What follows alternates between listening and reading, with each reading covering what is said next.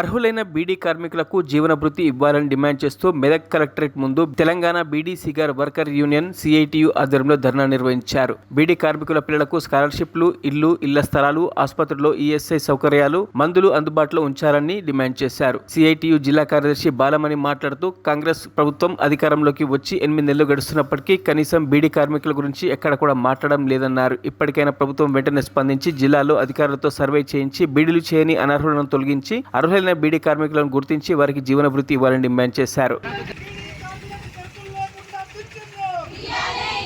మెదక్ జిల్లాలో బీడీ కార్మికులు 35,000కు చిల్లర బీడీ కార్మికులు అయ్యారు. వాళ్ళకు ఎలాంటి ఉపాధి కూడా లేదు. గత గవర్నమెంట్ 2014లో పిఎఫ్లు వచ్చిన వారికి ఇవ్వమని చెప్పి మొర పెట్టుకున్నాము. అయితే కొంతమందికి ఒక్కరోజే మరి సైడ్ ఓపెన్ చేసి మిగతాయి బంద్ చేసుకుంటే మిగతా కార్మికులు అట్లే మిగిలిపోయారు. ఇప్పటికైనా మెదక్ జిల్లాలో ఇంకా పింఛన్లు రానోళ్ళు మరి ఇంకా 5,000 మంది బీడీ కార్మికులు ఉన్నారు. ఈ 5,000 మందికి వెంటనే ప్రభుత్వము మరి దిగొచ్చి సైడ్ ఓపెన్ చేయాలి, వాళ్ళకు జీవన భృతి ఇవ్వాలని చెప్పి డిమాండ్ చేస్తున్నాం.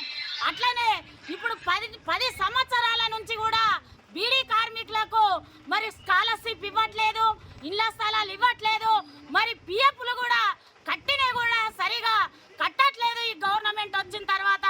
అట్లనే సరి అయిన పని కూడా దొరకక ఏ పని లేకుండా బీడీల మీద ఆధారపడి మెదక్ జిల్లాలో చాలా మంది ఉపాధి అదే బీడీ కార్మికులే. కాబట్టి ఇప్పుడు వెంటనే గవర్నమెంట్ పరిశీలన చేసి మరి అర్హులైన వారిని గుర్తించి పిఎఫ్ జీవన మరిన్ని అప్డేట్స్ కోసం మా ఛానల్ని సబ్స్క్రైబ్ చేయండి.